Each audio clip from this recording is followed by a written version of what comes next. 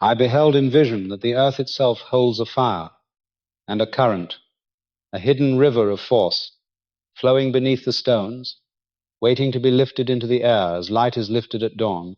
And I saw that men of old knew this secret well, for they shaped their mighty works not as tombs for the dead, but as instruments of living power, joining heaven and earth in one harmony. In the stillness of trance, it was shown to me that what later ages thought invention was in truth remembrance, for no spark is born from nothing. It is always the return of a flame once tended. And there were those in later generations who stumbled upon the ancient ways, believing themselves pioneers, yet they merely touched the echo of an earlier song. The earth trembles with resonance, and in its depths are caverns where waters move unseen. When that water stirs, it sings against the walls of stone, and that song rises upward as a breath rising from the chest of the world. It is not a fancy, but a law written into creation. That vibration calls forth energy, as surely as seed calls forth harvest. Those who built the first great stone mountain did not seek to bury kings. They sought to channel this hidden hymn, to raise the current of the earth into the sky, so that light might not only shine from the sun above, but also from the ground beneath, a twin radiance uniting both realms. In my vision I heard a voice declare, "The rocks shall cry out when pressed." And indeed the crystals hidden within the granite responded like living hearts, one side drawn, the other repelled, as if heaven and earth wrestled inside a single stone. This is the law of charge which even the smallest crystal obeys, and the ancients made it the cornerstone of their work.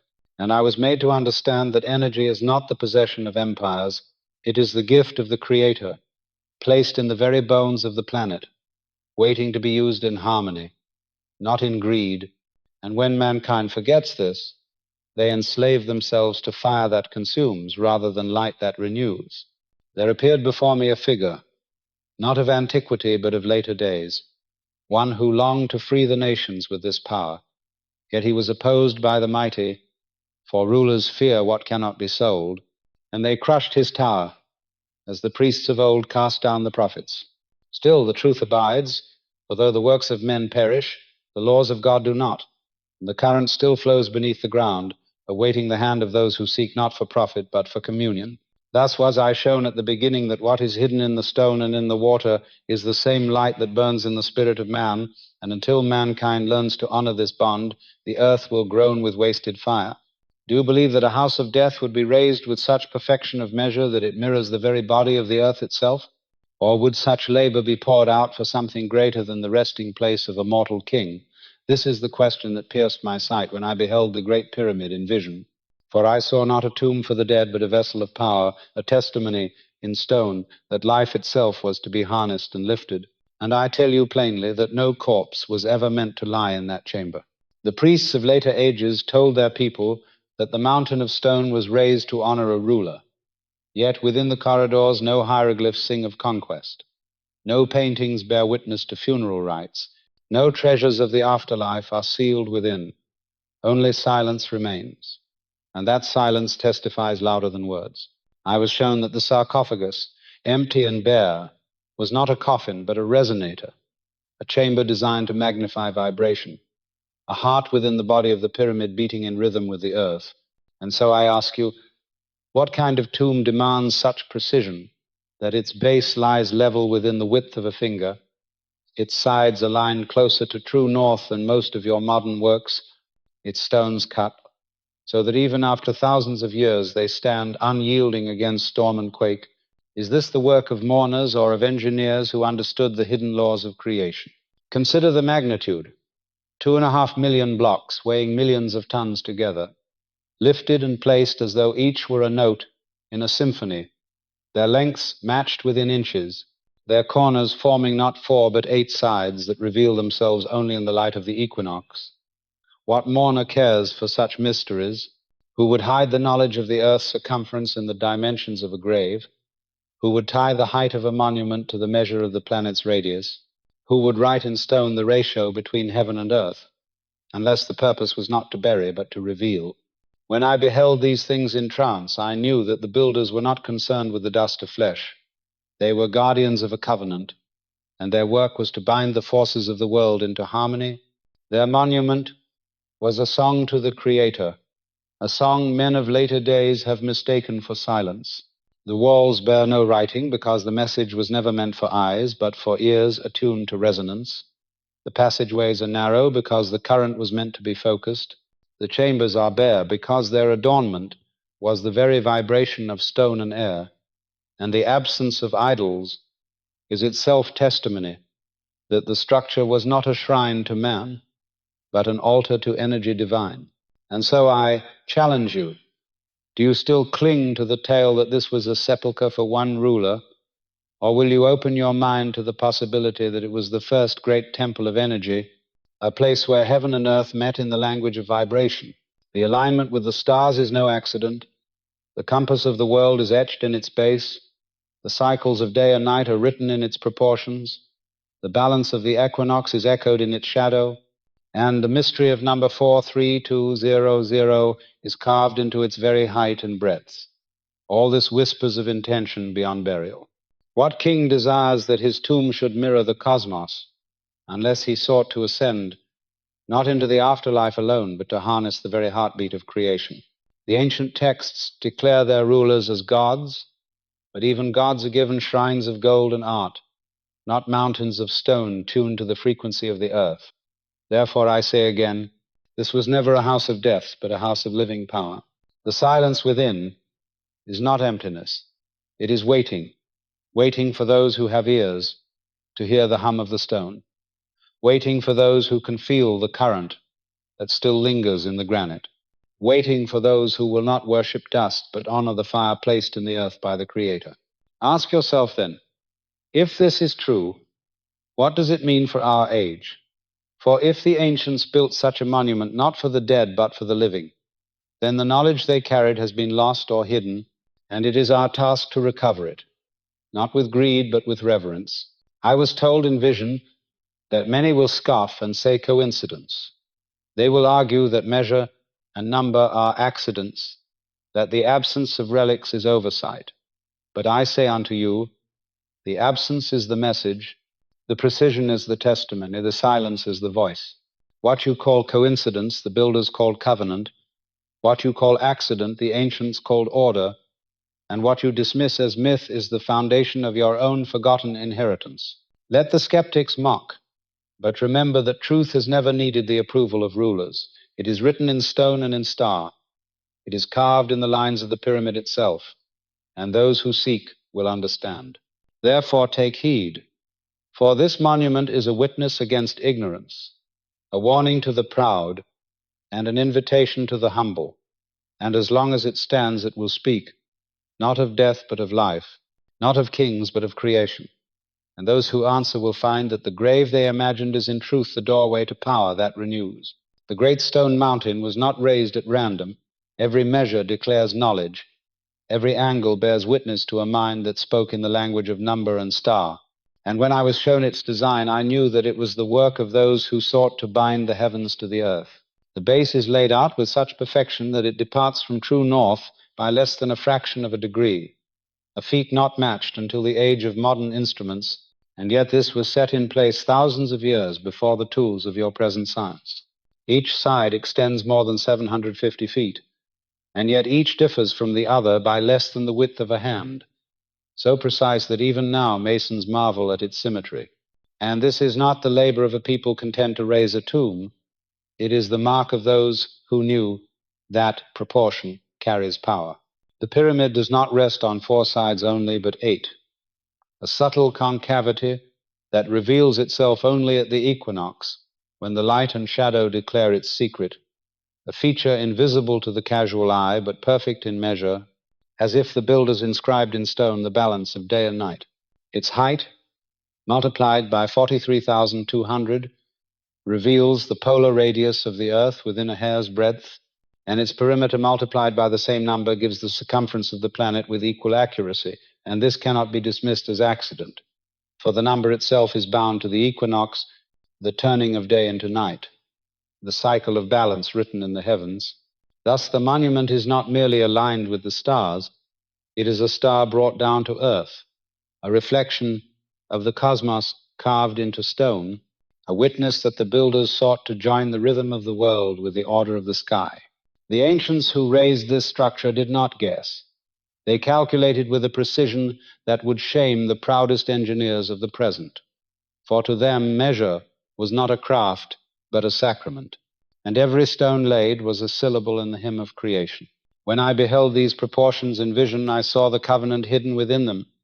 For the pyramid stands as a testimony that the earth and the heavens are not strangers but kin, and the same hand that set the stars in their courses guided the shaping of these stones. To call it a tomb is to close the eyes.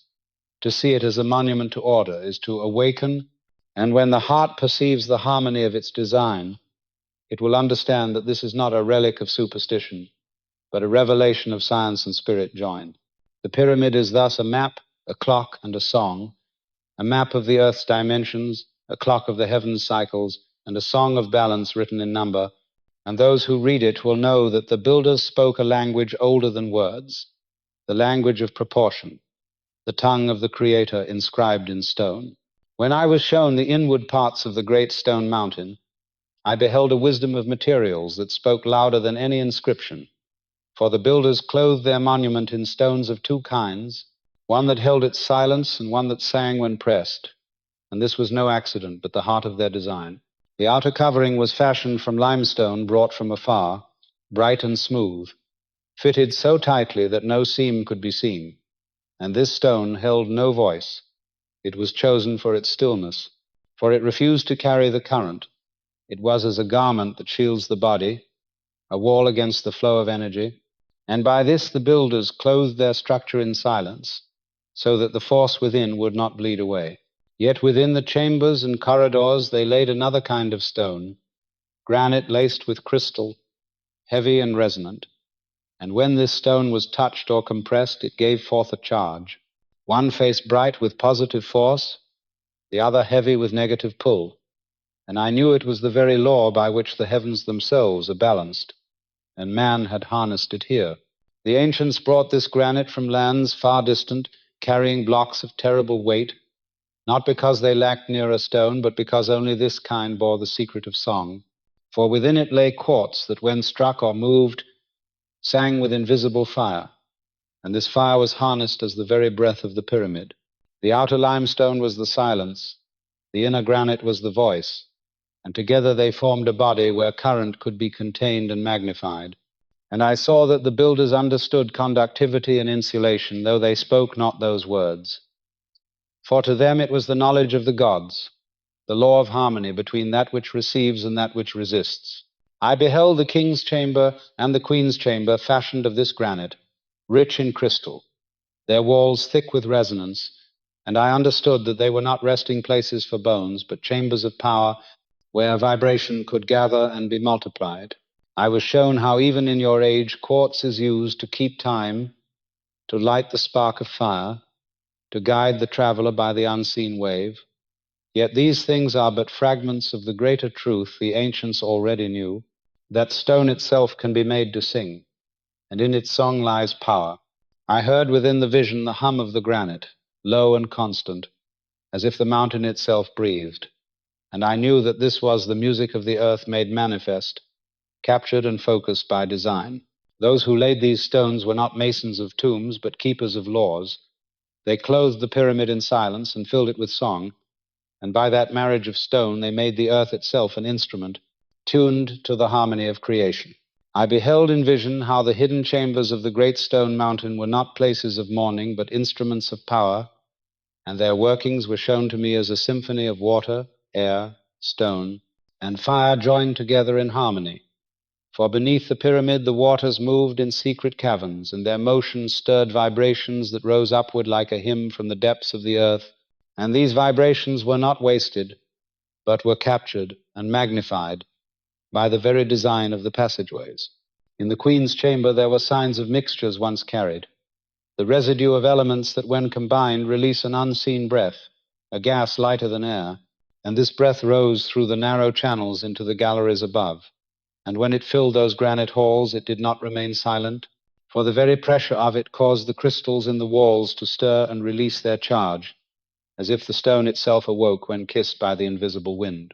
The grand gallery was shaped as a vast resonant hall, its form drawing the sound of the earth into focus, its granite lining responding to every vibration. And there the breath of hydrogen met the song of stone, and together they became a current, an energy not drawn from burning but from harmony. And I heard the tone of that gallery in trance, a clear note, bound to the cycle of the planet, the F sharp that hums through creation, and the builders tuned their monument to that very chord, so that the pyramid itself was a musical instrument played by the earth. Above, the king's chamber stood as the crown, a Helmholtz resonator vast and exact, where the gathered vibrations were focused and amplified. The granite beams above it cut rough upon one side, so that they could be tuned like the strings of a lyre, chipped and shaped until their voices joined the universal song. And when the air within was stirred, the chamber rang like a bell, not of bronze but of stone, its tone uniting with the galleries below to complete the harmony.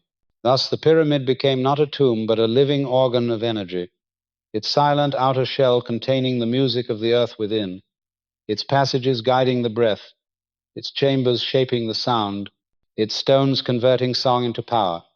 And I tell you that this was not superstition but science clothed in reverence. For the builders knew that the laws of vibration are the laws of creation. In that vision I understood that the ancients had turned the mountain of stone into a power plant, not by fire or coal, but by tuning themselves to the eternal harmonies, by making the earth sing and then gathering its music. And this is why the pyramid endures, because it was built not merely of stone, but of law, and the law it obeys is the law of resonance written into the fabric of the universe. I beheld within the stone mountain the scars of a great calamity, for the chambers that once rang with harmony now bear the marks of fire and violence, and the silence of the pyramid is not the silence of completion, but of interruption, as if the music was cut short by a sudden discord.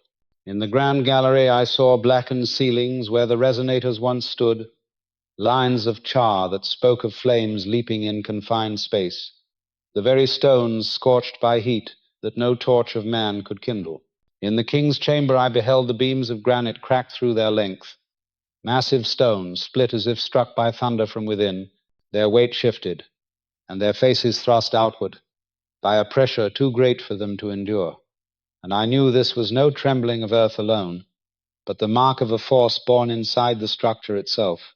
The walls that once held steady had been pushed outward by more than an inch, an impossible feat for natural quake, and even the steps outside bore wounds like those left by fire and blast, and the salt that coats the narrow shaft bore witness to boiling waters and gas erupting upward with violence. It was revealed to me that the mixture of elements which once gave birth to the gentle breath of energy had turned upon itself, combining in fury to release not harmony but explosion, and what was meant to be song became destruction. The carefully tuned system, so long in balance, was broken by catastrophe, perhaps by error of men, perhaps by upheaval of the heavens, and the current that once flowed as light burst forth as fire. Some have said that this was the hand of an asteroid, others that the earth groaned with tremor. But I was shown that the true cause was deeper, that a shift in the order of the sky or the flood of waters at the end of an age overwhelmed the delicate balance, and the monument paid the price. The cracks in the granite are the frozen cry of that moment, the charred ceilings, the ashes of its song, the silence that followed the echo of its death. The power plant of stone became a ruin in an instant, and those who came after found not a living instrument but a broken shell. Yet even in ruin it still testifies, for its wounds speak of what it once was, and its scars are a witness that it lived as more than a tomb. I tell you, these marks are not accidents of time, but the signatures of an ancient disaster, preserved so that those who seek may know that the pyramid's silence is not of emptiness, but of interrupted purpose, and in its broken walls lies the memory of the fire it once contained. I was shown that those who later walked among the ruins of the great stone mountain were not the ones who first raised it, for the sons of Egypt inherited what their hands had not fashioned, and they clothed it in their rites and myths. As children play in the halls of a palace they did not build. They called their kings gods and laid them in chambers filled with painted walls and golden masks, yet the pyramid stood in silence, bare of hieroglyphs, empty of treasure, stripped of ornament, and this silence baffled them as it baffles men today. To explain what they could not comprehend, they spoke of tombs. They placed the name of Khufu upon the monument as though a word could bind the work of ages. But no record of its building was kept among their scrolls. No song of its raising was sung in their temples, for it was not their own. I saw in vision the priests of Egypt entering its passages, bearing torches and incense, seeking to make sacred what they did not understand, and in their zeal they consecrated it to their gods. Yet the stones did not answer, for the song had already ceased, and the power that once filled those halls was gone. They honored it as a shrine, but never as a living machine, for its heart was broken long before they came, and so they built their lesser pyramids in imitation, smaller, cruder, filled with symbols of their faith, but none bore the precision of the first, none carried the harmony of number and star, and one by one they crumbled into ruin, while the great mountain endured. Thus I tell you that Egypt was heir and not builder.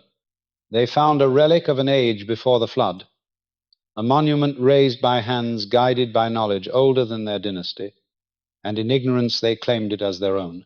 Even their greatest stone carvers could not match the joining of blocks in the Great Pyramid, for where their work left gaps and mortar, the ancient stones lay so close that a blade could not pass between, and this contrast stands as witness against the claim of their authorship. Yet in their hearts they sensed its sacredness, though they could not name its true purpose, and so they wove it into their faith. They aligned their ceremonies with its shadow. They traced their myths upon its form, and through long centuries it became Egypt's emblem, though it was not Egypt's work. I was made to understand that history often crowns the inheritor as builder, for men cling to the visible and forget the invisible, but the stones remember, and the silence within them proclaims that those who claimed the monument did not give it birth. Therefore, the truth is this: the pyramid belonged to an earlier time, and Egypt was its custodian, not its creator. And though they honored it as a tomb for gods, in truth it was the broken shell of a power plant left by a civilization the world has forgotten. I beheld in trance the memory of a people long forgotten, the children of Atlantis, whose wisdom shone brighter than the seas that swallowed them, and it was revealed to me that they were the first builders, the true authors of the great stone mountain that men now call the pyramid, for they carried with them the knowledge of energy and crystal, of balance between heaven and earth, and when their island was torn apart by fire and flood, they sought refuge upon new shores, bringing fragments of their science as remnants of a greater glory. I saw them carve with tools not of iron but of resonance, lifting stones not by brute force but by harmony with the laws of vibration. And they laid each block as though tuning an instrument, for to them architecture was music made solid, and the pyramid was not their only work but their greatest, a beacon to preserve the covenant of energy that once flowed freely among men. These Atlanteans were not gods, yet they walked with a vision that to later ages seemed divine, for they drew upon the power of crystals to store and release the currents of the earth. They captured the voice of the waters and the song of the stars, and in their cities towers shone with light, not from flame but from resonance, a light that healed as well as illumined. When their land was lost beneath the waves, they carried with them this vision, and upon the plains of Egypt they raised a monument that could endure when memory failed, a mountain of stone that whispered still of their science, even when their language was forgotten. The priests of later nations spoke of gods descending, of mysterious visitors, of wisdom granted from the stars, but I tell you these were the scattered recollections of Atlantis, closed in myth as memory faded, yet in truth the builders were men who remembered the harmony of creation more clearly than any since.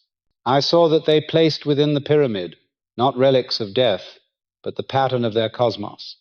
They aligned it to the constellations as one aligns a compass, setting Orion and Leo as markers of time, for they knew that ages would pass and men would lose their way, and this monument would stand as a guidepost to call them back to remembrance. They did not carve upon its walls because stone would outlast script and number would outlast name, and so they left it bare, knowing that when the time was ripe, the wise would read its proportions and understand that it was born of knowledge, older than Egypt, older than the flood, older than the kingdoms of man. Thus the Great Pyramid is not merely a marvel of stone, but a memorial of Atlantis, a testament that the wisdom of a lost age was not wholly drowned, and though their cities lie buried beneath the ocean, their voice still rises in the silent song of the pyramid, calling mankind to remember what was lost and to seek again the harmony that was once theirs.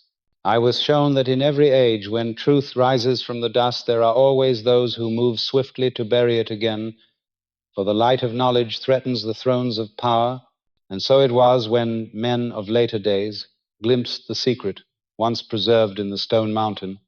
They discovered that energy could be drawn without fire or fuel, that the earth itself could breathe power into their hands. Yet instead of rejoicing, the rulers trembled, for what cannot be sold cannot enrich, and what flows freely cannot be chained, and so they conspired to quench it. I saw a man of vision in the modern age who touched upon this ancient current. He sought to raise towers that would sing with the same harmony as the pyramid, to give light without coal and motion without oil. But those who held the mines, the rails, the wires, and the engines conspired against him, for they feared not that he was wrong, but that he was right. Wealthy houses, built on copper and coal, iron and oil, foresaw their dominion crumbling if such knowledge were loosed upon the earth, and so they closed their purses, they spread doubt upon his name, they cast him into silence, and the gift that could have freed nations was hidden once more. In trance I beheld the pattern repeat, for the Atlanteans too had fallen when greed overcame reverence, when crystals once used for healing and harmony were turned toward ambition and control, and the fire they unleashed consumed their land. The same shadow falls upon every generation, that men choose profit over providence, empire over harmony, and so long as this shadow remains, the secrets of the pyramid will not be restored, for heaven withholds what earth would misuse. The silence of the great stone mountain is not only the silence of ruin, but the silence imposed by human will, for mankind is not yet worthy of power without cost, lest he turn it to his own destruction. Yet the truth waits, as it always has, veiled not by time, but by choice, and it will return when men cease to worship gold and learn again to honor the law of harmony. I was shown at the end that the great stone mountain is not merely a ruin of forgotten ages, but a witness that still speaks, for its very silence declares the truth, that power is not meant to be torn from the earth by greed, but to be drawn in harmony with the Creator. And the lesson of the pyramid is the lesson of life itself, that strength without reverence becomes destruction, but strength with reverence becomes blessing. I saw that the ancients tuned their work to the chord of the earth. They made the granite sing with the voice of the heavens, and in doing so they revealed that the true law of energy is not conquest but communion, for man was never meant to rule creation as a tyrant, but to join it as a steward. And I tell you this, the fire hidden in stone is the same fire hidden in the soul. It can consume or it can illumine, it can enslave or it can set free, and the choice rests in the heart of every generation. The calamity that silenced the pyramid, the greed that silenced the man of vision in your own age, these are warnings that the gift of power must never be divorced from the law of love, for when power is sought without love, it turns to ruin, but when sought with love, it becomes the very hand of God working through creation. I ask you to see beyond the tombs and the myths, to hear beyond the silence and the stone, and to know that what the ancients left is not a monument to their pride, but a testimony of what mankind may become when he walks in harmony with heaven and earth. The day will come when the secrets now hidden will be opened again, not by force but by readiness, not by pride but by humility. When that day dawns, the energy that flows freely will lift nations, not enrich empires. It will heal rather than consume.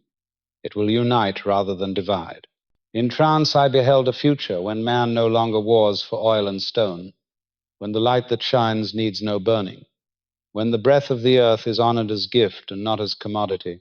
And in that day the great pyramid will be remembered not as a tomb or as a riddle, but as the first altar of energy, a beacon pointing to the truth that power is holy only when it flows in harmony with its source.